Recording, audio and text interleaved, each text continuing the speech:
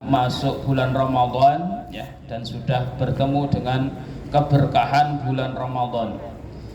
Yang bulan Ramadan punika tidak hanya berbicara tentang keutamaan puasa, akan tetapi ugi berbicara tentang keutamaan waktu yang ada di bulan Ramadan itu sendiri. Tidak ada bulan, tidak ada waktu di mana para sahabat terdahulu meminta dipanjangkan umurnya sehingga bertemu dengan waktu atau bulan tersebut selain bulan Ramadan. Selain bulan Ramadan. Maka di antara doa yang terkenal di saat masuk bulan Rajab nggih menika Allahumma barik lana fima rozaqtana. Itu kalau khususan makan. Allahumma barik lana fi Rajaba wa Sya'bana wa balighna Ramadan.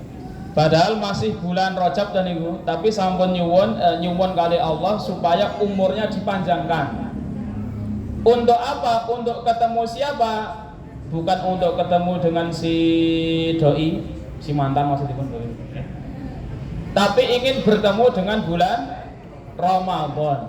Padahal kita minta umur panjang menikah, doa supaya dipanjangkan umurnya menikah, nggak ada riwayat kecuali sedikit ya. Misalkan Nabi mendoakan sahabat Anas bin Malik supaya umurnya dipanjangkan, tetapi Nabi masih menambahi supaya juga dipergai umurnya. Ini menunjukkan bahwasanya boleh kita minta dipanjangkan umurnya kalau maksudnya ingin bertemu dengan bulan Ramadan. Ya kalau sekedar minta ya Allah panjangkanlah usia saya sehingga bisa bertemu dengan bulan madu ngoten niku misalnya nggih. Nah, maka tidak ada riwayat yang ngoten niku. Yang ada menika dipanjangkan umurnya supaya bisa bertemu dengan bulan Ramadan. Berarti ini menunjukkan pentingnya bulan Ramadan. Ngoten maksud kula, pentingnya napa niki bulan Ramadan bagi seseorang. Alhamdulillah doa tadi Allahumma barik lana fi Rajab wa Sya'bana wa balighna Ramadan itu Allah kabulkan. Buktinya apa? Sampai hari ini, sampai hari yang ke-8 apa 7 punika, alhamdulillah kita semuanya masih dalam kondisi sehat walafiat. Mari kita syukuri dengan mengkaji ayat-ayat Allah, okay? Mengkaji ayat-ayat Allah ingkang sonten punika yang akan kita pelajari Bapak Ibu menika ayat yang masyhur nggih, ayat yang terkenal terkhusus selama di bulan Ramadan nggih, ayat 183 dari surat Al-Baqarah nggih. Niki pun dicepake ayat Al-Qur'an dan terjemahnya pirsa nek kula mboten kertas bahasa Arab mungkin nggih. Sehingga terus nggih.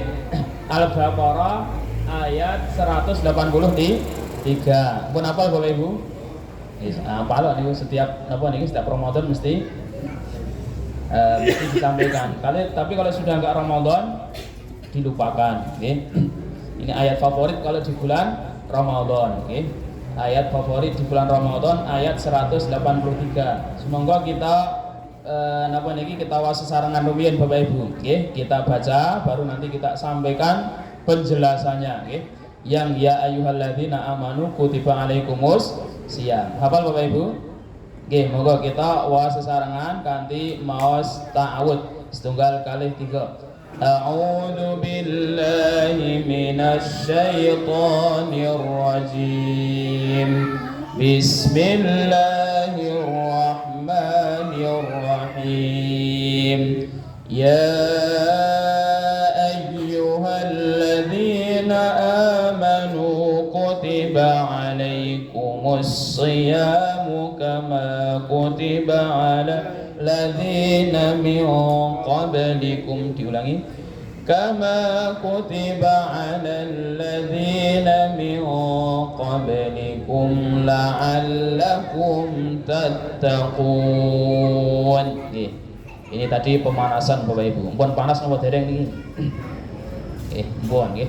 Pemanasan maos Al-Qur'an supaya jinnya setannya hilang. Nah setannya kan dibelenggu, itu setan dari bangsa jin yang dibelenggu. Tapi yang enggak dibelenggu setan dari bangsa manusia. Jadi kalau ada manusia kelakuannya menika kayak setan wonten ing wulan Ramadan, berarti itu setan yang berwujud manusia. Na'udzubillahi min dzalik.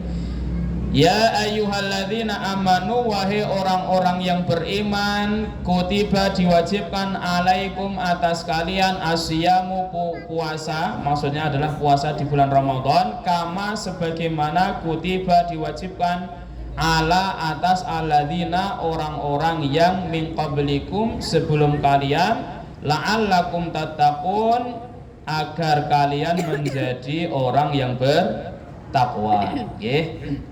Bapak Ibu, ini ayat tentang kewajiban puasa di bulan Ramadan. Kewajiban puasa di bulan Ramadan. Sebelum ayat punika, ini enten ayat yang ke 178 sampai 182, menggunakan redaksi yang hampir sama tetapi temanya, perintahnya berbeda. Redaksinya, temanya temanya berbeda tapi redaksinya hampir sama. Kalimatipun menika hampir sama. Ning isi perintahipun benten. Misalipun menika ayat yang ke 178 Allah ngendika ya ayyuhalladzina amanu kutiba alaikumul qisasu. Kan hampir sama tahu. Nek wau kan 183 ya ayyuhalladzina amanu kutiba alaikumus siyamu. Nek ting 178 menika ya ayyuhalladzina amanu kutiba alaikumul qisasu. Berarti statusnya sama. Hukumnya nggih sama meskipun temanya berbeda. Sementara ayat yang ke 180 punika, 180 ini enggak pakai ya ayyuhalladzina amanu tapi pakai lafaz kutiba alaikum. Napa? Kutiba alaikum idza hadara ahadakumul mautu in taraka khairanil wasiyah ila akhiril ayat. Nah, maksudipun ngeten Bapak Ibu nggih. Ayat 178 punika perintah tentang menegakkan qisas, kewajiban menegakkan qisas. Perintah tentang menegakkan qisas. Napa niku qisas? Qisas menika adalah hukuman dalam ayat menika, hukuman bagi orang yang terbukti melakukan pembunuhan. Maka dalam agami Islam niki dalam Al-Qur'an kita menyampaikan ayat Al-Qur'an, dalam Al-Qur'an menika diwajibkan untuk menegakkan hukuman Allah berupa qisas bagi orang yang membunuh, terbukti dia telah membunuh, maka hukumannya adalah qisas dibunuh. Nah niki kewajiban ini Allah bebankan untuk orang yang beriman, sama seperti kewajiban puasa.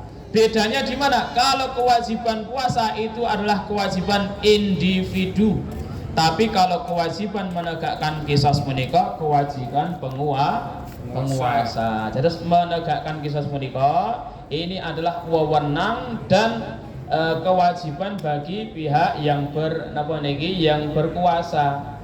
Kalau kita rakyat biasa tidak boleh main hakim sendiri, kan ngoten Bapak Ibu. Main hakim sendiri tidak boleh, main hakim bareng-bareng ya enggak boleh sih. Ya yang boleh menghukum niku nggih napa niki pihak yang berwenang. Nah dalam agami Islam menika enten syariat naminipun qisas.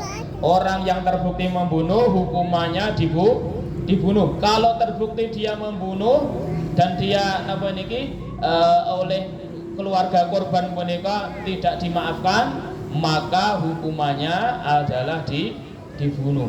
Napa kejam hukuman seperti itu? Tentunya tidak. Apakah melanggar hak asasi manusia? Tentunya tidak. Kenapa? Kata Allah walakum fil qisasi hayatun dalam ayat yang ke-179.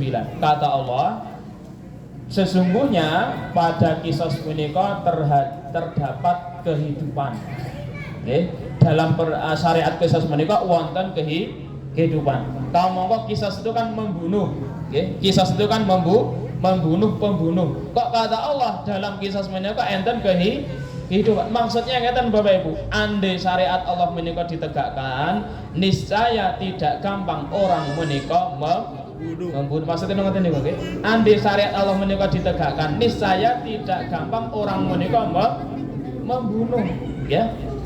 Di sekarang menika nggih kasus pembunuhan menika ya terjadi di mana-mana, di banyak tempat nih Bapak Ibu ya. Seakan-akan nyawa menika sudah tidak berharga. Kenapa? Ya barangkali hukumannya yang perlu barangkali diteliti ulang, dikaji ulang. Memang betul alhamdulillah nggih di Indonesia menika beberapa sudah ditegakkan nggih. Kan enten pelaku pembunuhan yang terbukti dia menika membunuh, apalagi menika pembunuhan berencana, menika biasanipun hukumannya adalah hukuman mati ya.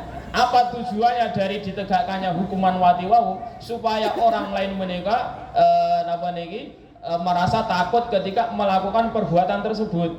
Karena sesungguhnya hukuman dalam Islam menika adalah untuk membuat pelakunya jerah, kapok ngoten niku ya.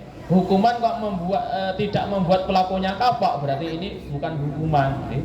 Maka sampun biasa ta niku nggih, enten tiyang maling maling ayam dihukum sehari, di penjara sehari. Ternyata nang penjara enak ya, makanya ya 5 sehat MBG nih, MBG di penjara kalau nggih. Akhirnya ternyata di penjara enak ya. Di penjara enak, nggak perlu nyari uang, bisa dapat bisa makan makan gratis niku nggih. Akhirnya setelah keluar dari penjara, maling ayam, nyuri ayam hukumannya 1 hari. Kemudian setelah keluar nyuri kambing ya. Nyuri kambing hukumannya 1 pekan nggih. Ternyata 1 pekan ditambah enak niku nggih, tambah enak. Akhirnya bukan kambing yang dia curi, ya setelah keluar 1 pekan tadi, kemudian dia nyuri sapi. Ketahuan lagi, ternyata di penjara 1 bulan. Ya. Ternyata cuma 1 bulan, nyolong sapi penjara 1 bulan. Ya. Nanti mencuri yang lebih mahal lagi. Ternyata masih merasa nikmat lagi nang penjara menika saged napa niku nggih, saged bermain Bapak Ibu. Wis pokoke teko dikai duit pirang yuta ngoten niku. Teko metu saged metu dhewe Bapak Ibu. Korupsi sekian miliar, nanti tinggal ngomong ya, saya punya 100 miliar, saya sudah korupsi 1 triliun nggih. Tak kei 100 miliar tapi syaratnya saya saged keluar. Nah, enak toh Bapak Ibu? Enak ngoten niku. Kenapa orang terbiasa seperti itu? Karena merasa hukumannya menika enggak membuat jerah kan ngoten nggih. Maka hukuman dalam agama menika adalah hukuman yang membuat pelakunya jerah sehingga tidak ada lagi kerusakan di muka bumi nggih. Intinya pun Bapak Ibu, ayat 179 ini sebelum berbicara tentang puasa nggih. Sebelum berbicara tentang kewajiban puasa. Ayat 180 menika kewajiban untuk napa niki berwasiat dan kewajiban untuk melaksanakan isi wasiat nggih. Wasiat niku napa? Tiyang misalipun tiyang sepuh nggih, tiyang sepuh menika diwajibkan berwasiat manakala nggadahi hutang utawi nggadahi tanggungan nggih. Yang sepuh Bapak Ibu ingkang nggadahi tanggungan lan nggadahi utang harus hukumnya wajib menurut ayat menika.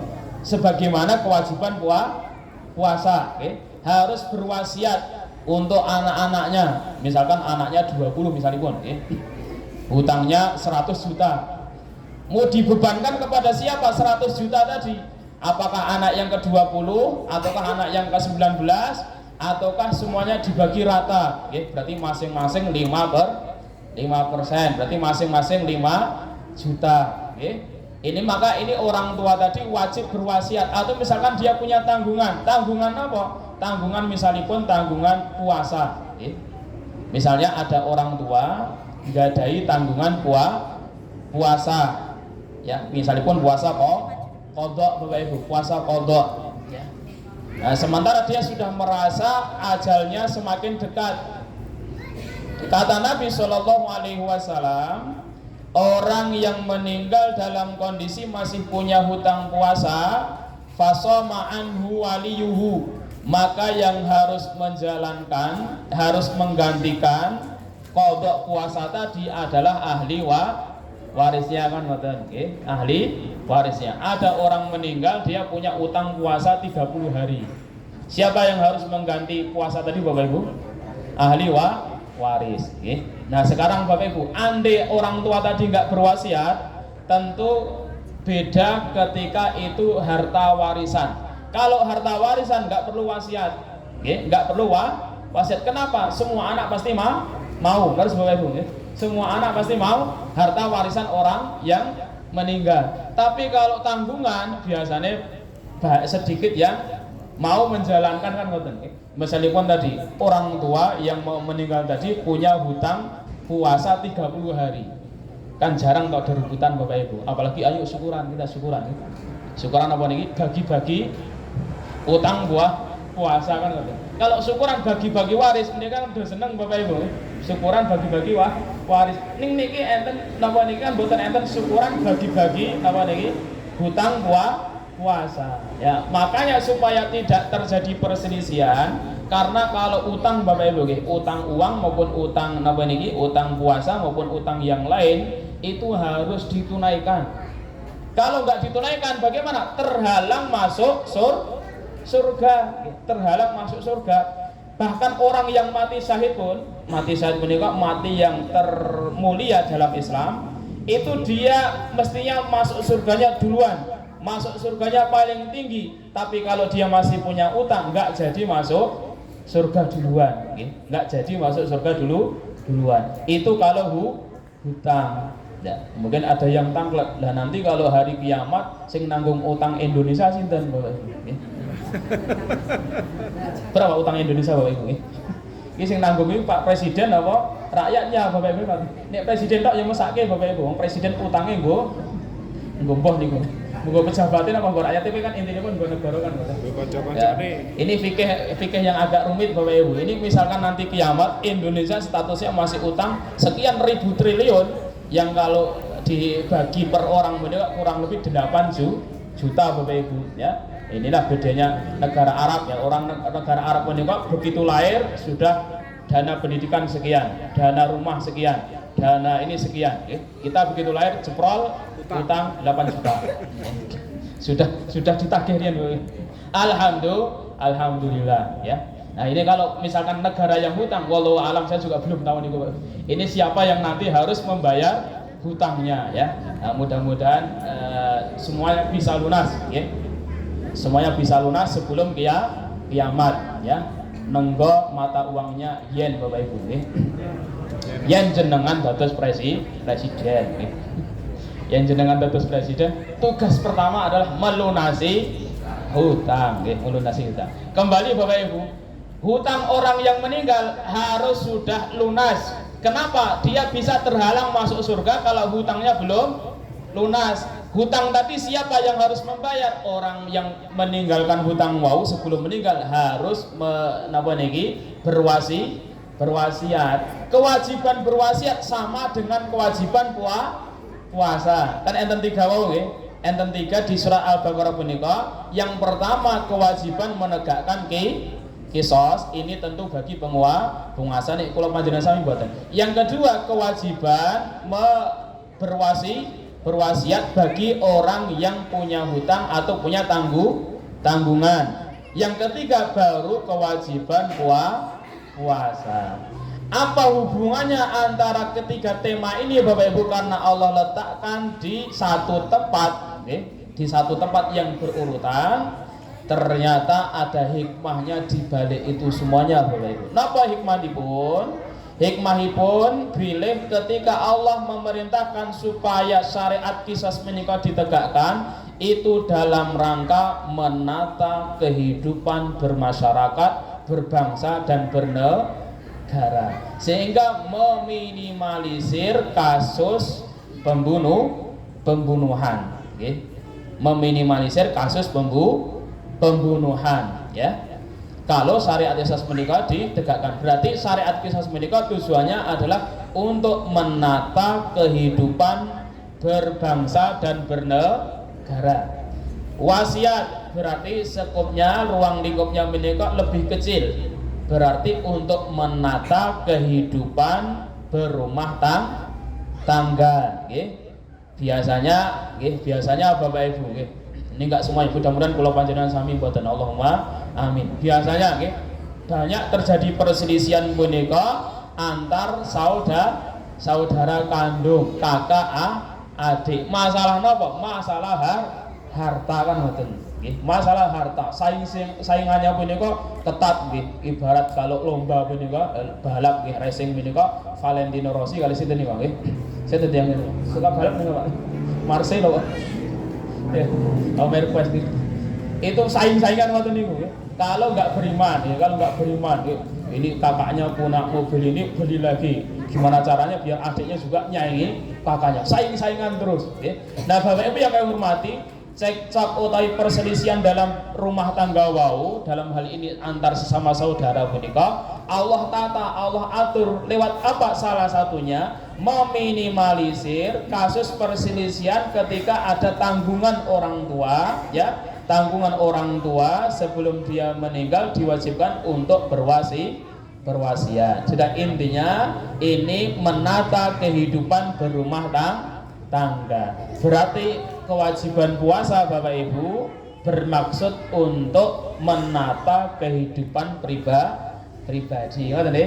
Tadi kalau syariat qisas menata kehidupan berbangsa, bermasyarakat, kewajiban berwasiat menata kehidupan berkeluarga. Kewajiban puasa menika mengatur kehidupan pribadi. Maka Allah memulai dengan panggilan ya ayyuhalladzina amanu kutiba alaikumus siyam. Apa artinya? Wahai orang-orang yang beriman.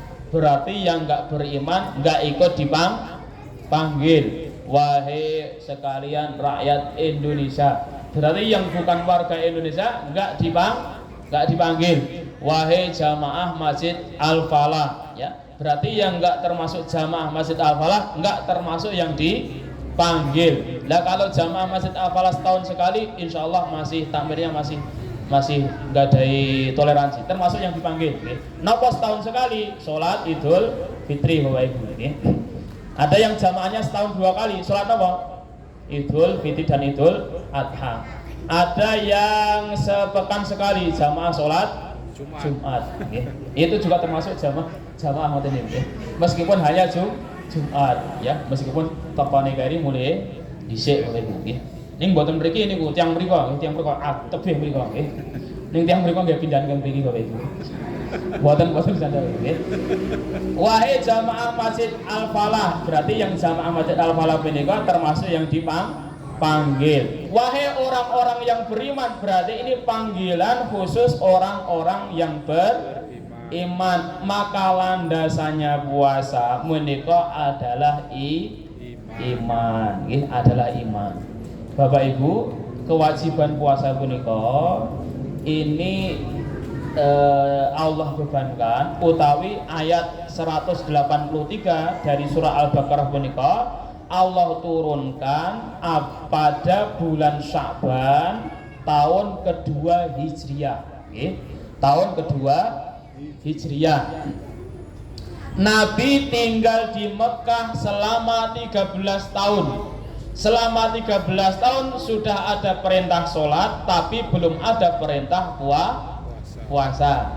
Selama 13 tahun mau sampun wonten perintah sholat, tapi belum ada perintah puasa. Nabi kemudian hijrah ke Madinah. 2 tahun setelah Nabi hijrah ke Madinah barulah turun ayat tentang kewajiban puasa. Berarti berapa tahun persiapan Nabi untuk menjalankan ibadah puasa Bapak Ibu? 15 tahun ya. 15 tahun barulah Allah menurunkan firman-Nya ya ayyuhalladzina amanu kutiba alaikumus siam. Berarti 15 tahun itulah pendidikan iman ya. 15 tahun lalu pendidikan iman. Kalau imannya sudah siap maka melaksanakan puasa itu ringan. Buktinya mana Bapak Ibu? Buktinya Ramadan pertama sahabat, Ramadan pertama Nabi itu adalah terjadi peperangan. Jadi Ramadannya Nabi pertama punika mboten mudik nggih. Nabi kan teng Madinah mau nggih. Ini Ramadan pertama mboten mudik teng mudik Bapak Ibu. Nggih Mekah mboten. Ini Ramadan pertama niku napa? Perang Badar nggih. Ini Ramadan pertama Nabi ya. Kira-kira kalau pas perang Nabi batalkin apa mboten Bapak? Nah kalau kita mosok poso-poso perang. Jangankan perang Bapak, kerja sing abot kemawon pun mboten kiyat Bapak. Maka kalau di Arab punika kalau bulan Ramadan apalagi pas musim panas jam kerja dikurangi. Termasuk di negeri manapun nggih jam kerja dikurangi. Kenapa? Ya untuk menghormati ya, untuk menghargai. Tapi intinya Ramadan Nabi yang pertama dan para sahabat itu wonten kewajiban berperang. Kenapa ya saat itu? Karena beliau diserang. Kalau diserang ya melawan kan wonten nggih. Tapi apakah para sahabat ngeluh? Mboten. Apakah para sahabat merasa berat? Mboten. Tetap ringan. Kenapa ringan? Karena sudah punya iman. Kenapa terasa ringan? Karena sudah punya iman. Berapa lama membangun iman? Wow, 15 tahun.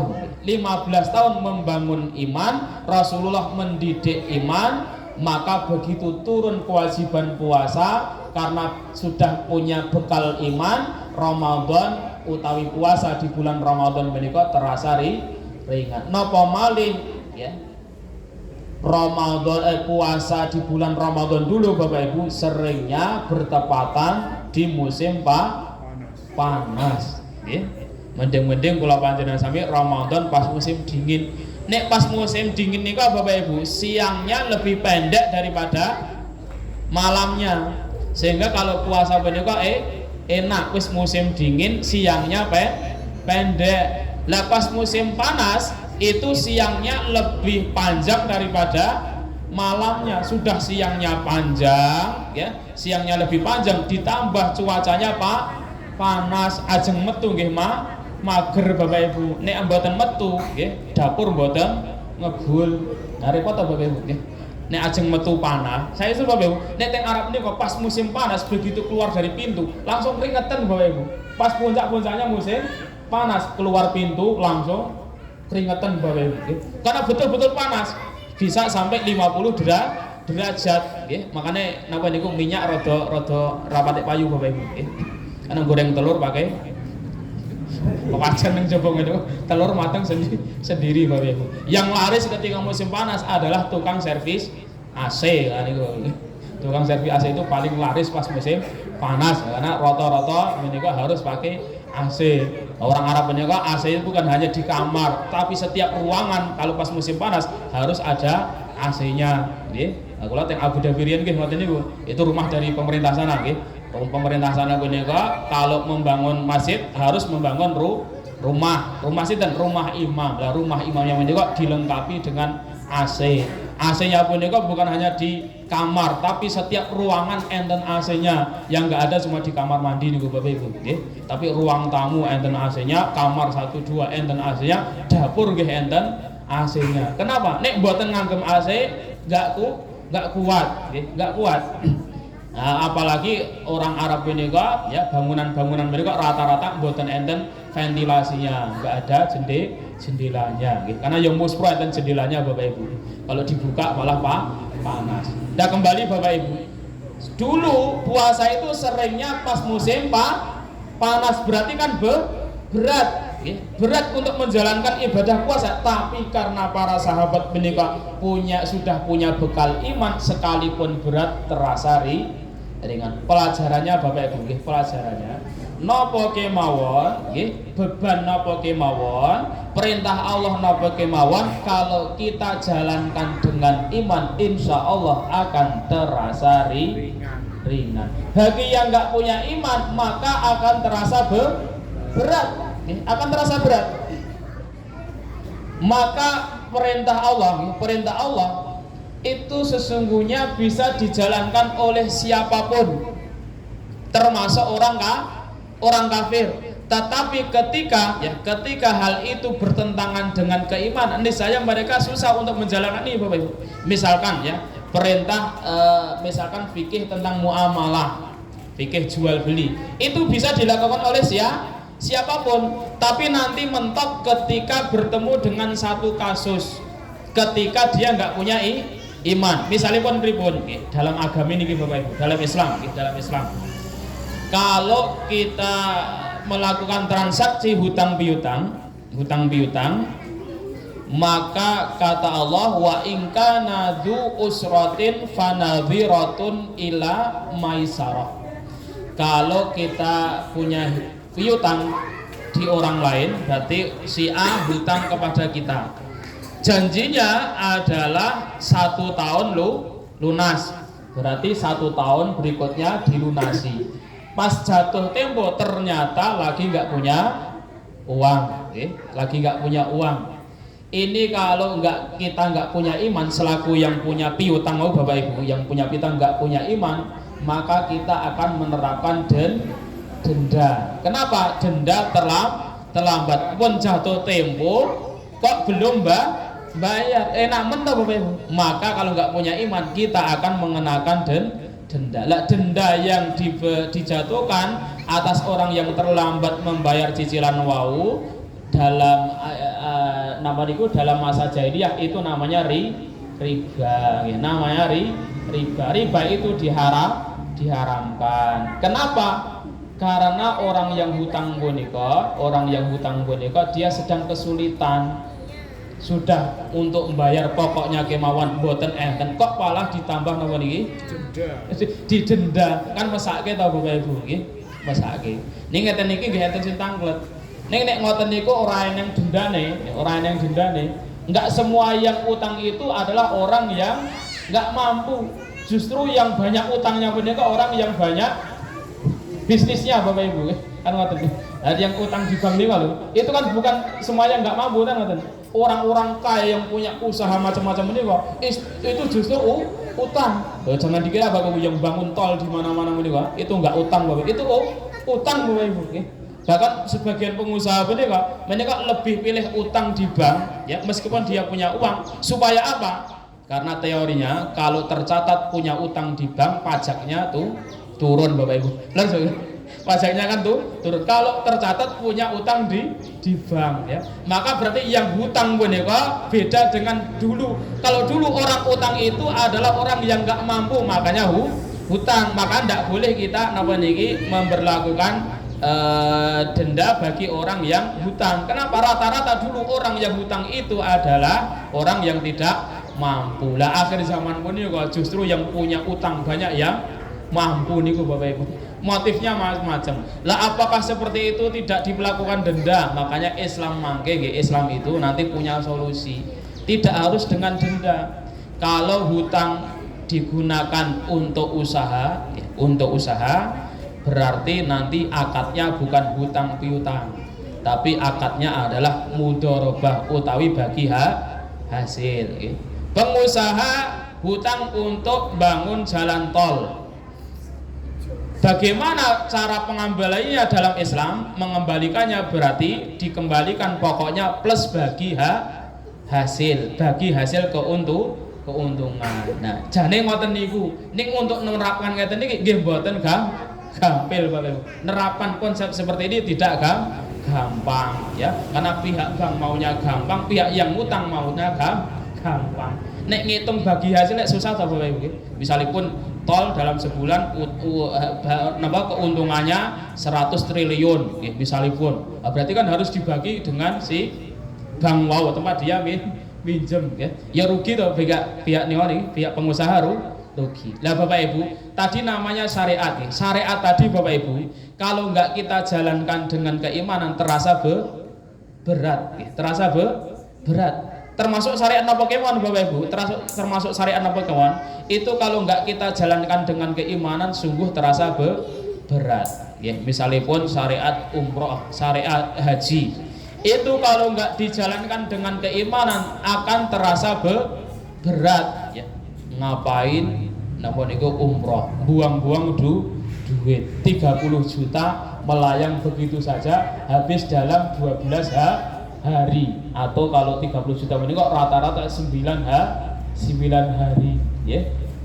Itu kalau nggak punya iman demikian. Ada nggak yang begitu? Ada ya. Ada orang yang tidak jauh dari Makkah, ada orang yang tidak jauh dari Madinah, tapi ketika liburan kemana? Ke Italia. Ketika liburan kemana? Ke Perancis. Ketika liburan kemana? Ke Bogor. Ketika liburan kemana? Kembali Bapak Ibu ya. Enten niku tiang Abu Dhabi kula nanti kepanggih Bapak. Tiang Abu Dhabi ya.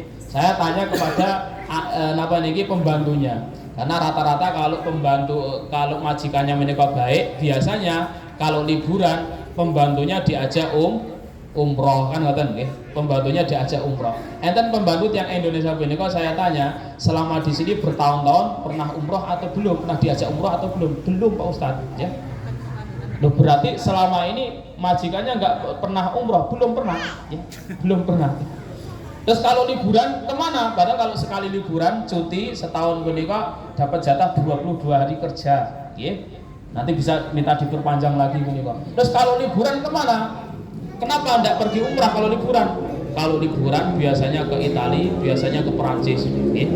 Itu orang suami Bapak Ibu punya istri dua, punya istri dua.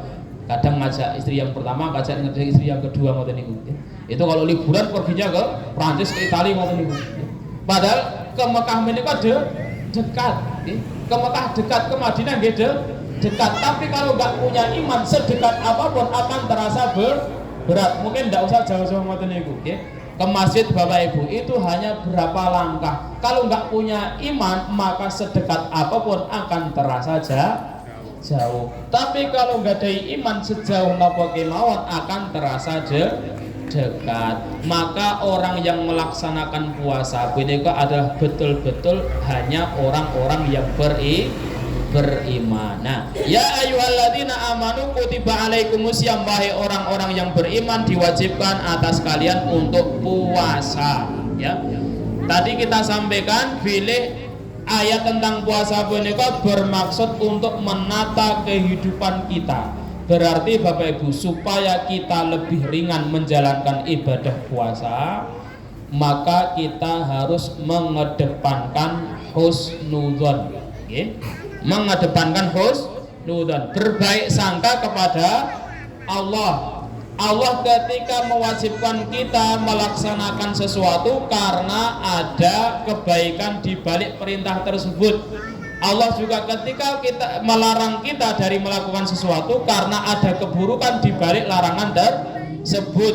Ketika Allah mewajibkan kita puasa karena banyak kebaikan di balik ibadah puasa ya. Maka kewajiban kita adalah husnudzon dumateng Allah nggih. Kewajiban napa kemawon yang Allah bebankan kepada kita menika enten napa niki enten kebaikannya di balik itu Bapak Ibu.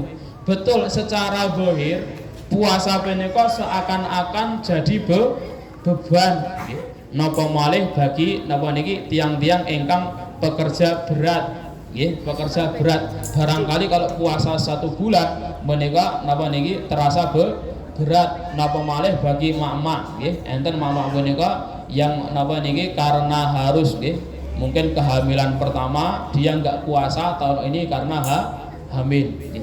Tahun depan juga nggak puasa Ramadan karena menyusui. Nah, kemarin ada yang jawab lagi, saat ternyata tahun berikutnya lagi nggak puasa lagi. Kenapa? Hamil lagi. Karena hamil lagi katanya. Nah 2 tahun berikutnya nggak puasa lagi. Kenapa? Ya menyusui lagi kan. Tahun berikutnya lagi nggak puasa lagi. Kenapa? Hamil lagi ya. Jadi Ramadan peng 10 orang tahu kok puasa. Kenapa? Ada beban lagi. Nah ibu-ibu ini meskipun beban Bapak Ibu. Nek bapak-bapak ini kan nggak mengalami seperti yang dialami oleh ibu-ibu.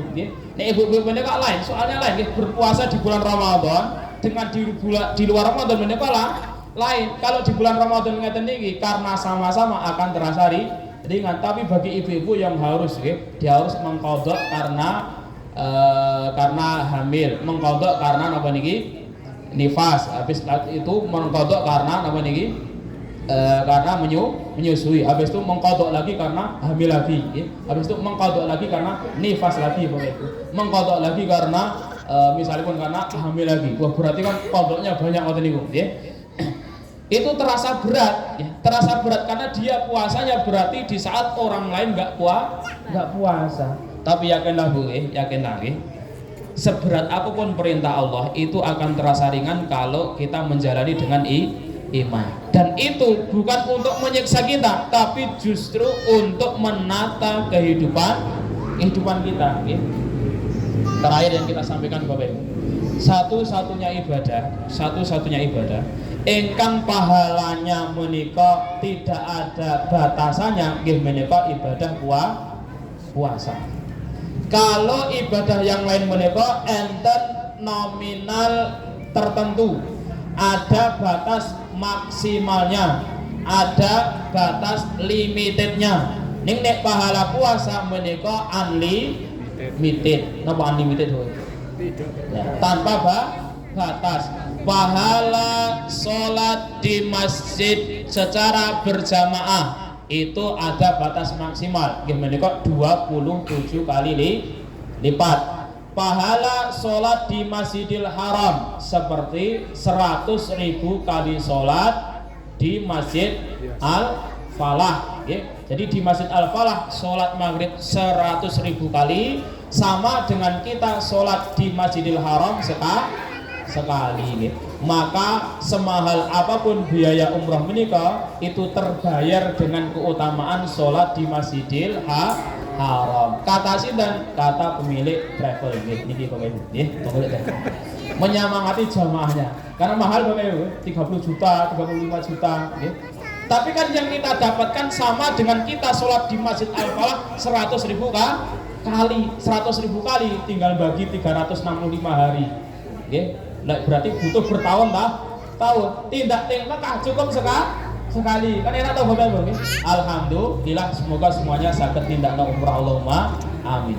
Nah, sekalipun pahala sholat teng Masjidil Aqsa tadi teng Masjidil Haram mau banyak, tapi ada batas nominalnya, nggih menika 100.000.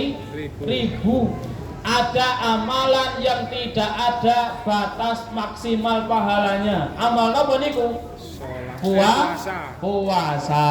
Pahala puasa menika tak terbatas, tidak 100.000, tidak 100 juta, tidak juga 1 miliar, tidak juga 1 triliun, tapi dengan angka yang bonten enten batasnya. Lah kenapa Bapak Ibu kok pahala puasa menika mboten enten batasnya? Karena satu-satunya ibadah yang dijamin ikhlas adalah ibadah puasa. Berarti pelajarannya, ibadah apapun kalau kita lakukan dengan ikhlas, murni karena Allah, insya Allah juga pikantuk pahala yang besar. Tabarakalladzi biyadihil mulku wa huwa ala kulli syai'in qadir alladzi khalaqal mauta wal hayata liyabluwakum ayyukum ahsanu amala. Kenapa Allah menciptakan hidup dan mati? Liyabluwakum ayyukum ahsanu amala. Allah pengen tahu siapa di antara kalian yang paling bagus amalnya.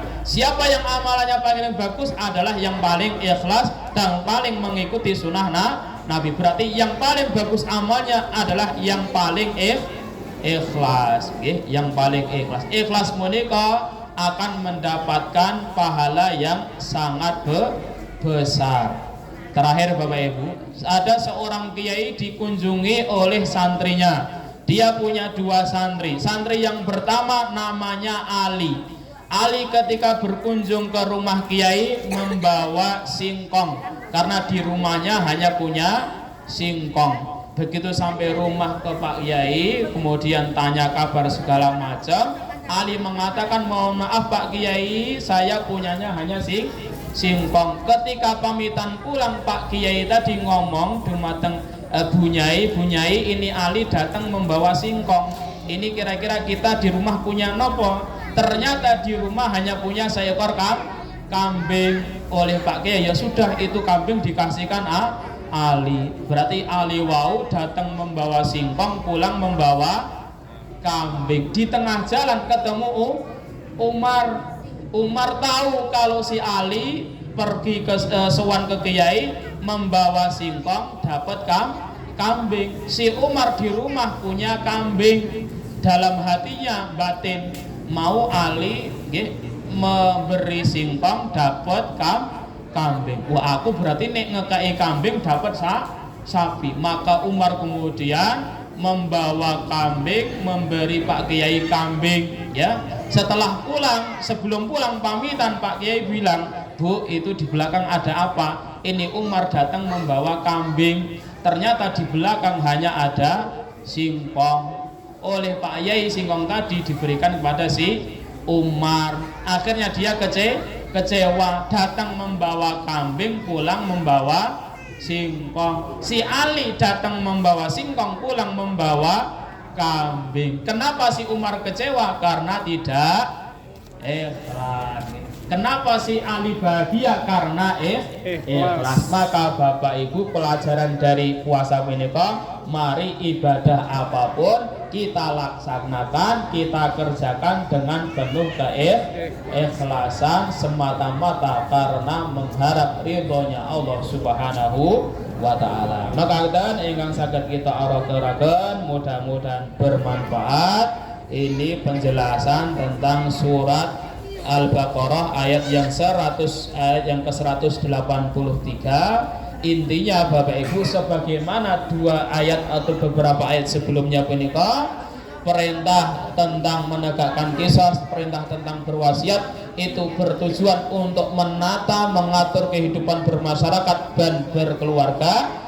Kewajiban puasa punika bermaksud untuk mengatur, memperbaiki kehidupan kita. Mari kita jalani puasa dengan tanpa beban, kita jalani puasa dengan keimanan. Semoga kita mendapatkan pahala yang tanpa batas. Allahumma amin. Wallahu ta'ala alam bisawab. Kita akhiri kanthi maos doa kafaratul majlis. Oke. Sebelum kita tutup Bapak Ibu, mari kita akhiri dengan berdoa bersama, terlebih mendoakan untuk para muslimin, para donatur untuk wonten ing sonten punika maupun di kesempatan yang lain, dan mendoakan kita semuanya, berdoa kepada Allah semoga Allah terima amal puasa kita, Allah terima ibadah qiyam kita, dan Allah memberikan keberkahan untuk hidup dan kehidupan kita. A'udzubillahi minasyaitonirrajim. Bismillahirrahmanirrahim. Alhamdulillahirabbil alamin. Hamdan syakirin, hamdan zakirin, hamdan hamidin, hamdan yuwafi ni'amahu wa yukafi'u masidah. Ya Rabbana lakal hamdu kama yanbaghi li jalali wajhikal karimi wa li 'azimi sultanik. Allahumma salli wa sallim wa barik ala abdika wa rasulika Muhammad kama sallaita wa sallamta ala Ibrahim wa ala ali Ibrahim. Allahumma inna nas'aluka salamatan fi dinina wa afiyatan fi jasadina wa ziyadatan fi ilmina wa barakatan fi rizkina. Ya Allah ya Arhamar Rahimin, kami memohon kepadamu ya Allah kesehatan untuk badan kami ya Allah, dan keberkahan untuk harta kami ya Allah, dan tambah untuk ilmu kami ya Allah, dan keberkahan untuk harta dan keluarga kami ya Allah, wa ziyadatan fi ilmina, dan penambahan untuk ilmu kami ya Allah, wa taubatan qabla mautina, taubat sebelum kematian kami ya Allah, wa rahmatan inda mautina, dan rahmat di saat sakaratul maut kami ya Allah, wa maghfiratan, dan maghfirah setelah kematian kami ya Allah. Allahumma hawin alaina fi sakaratil maut wal afa indal hisab wan najata minan nar. Ya Allah, ampunilah maksiat kedua mata kami ya Rabb. Ya Allah, ampunilah maksiat kedua telinga kami ya Allah. Ya Allah, ampunilah maksiat lisan kami ya Allah. Ya Allah, ampunilah maksiat kedua tangan kami ya Allah. Ya Allah, ampunilah maksiat hati kami ya Allah. Ya Allah, ampunilah ya Allah dosa kami ya Allah. Mungkin selama ini kami tak pandai bersyukur ya Allah. Ya Allah, ampunilah kami ya Allah selama ini yang selalu mengeluh ya Allah. Ya Allah, ampunilah kami ya Allah yang selama ini belum mampu bersyukur ya Allah. Ya Allah, Allahumma ighfir lana dzunubana wa liwalidina warhamhum kama rabbawna shighara.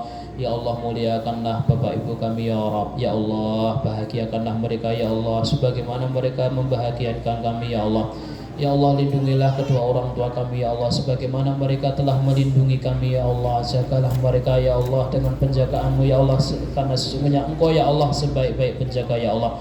Ya Allah, lindungilah anak-anak kami ya Allah. Jagalah anak-anak kami ya Allah. Ya Allah, berikanlah keberkahan untuk anak-anak kami ya Allah.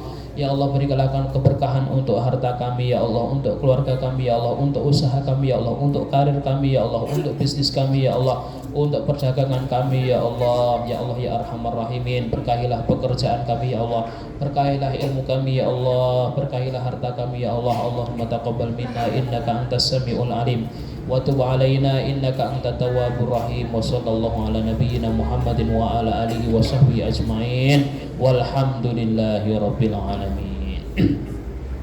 Oke, kita akhiri. Subhanakallahumma wa bihamdika asyhadu an la ilaha illa anta astaghfiruka wa atubu ilaik. Wassalamualaikum warahmatullahi wabarakatuh. Waalaikumsalam warahmatullahi wabarakatuh. Mbak ya belum buka loh. Nanti Enggak cuma ditiup. Tapi ada Mbak Nada. pagi pas tuh. Tapi Enggak, Ranggo.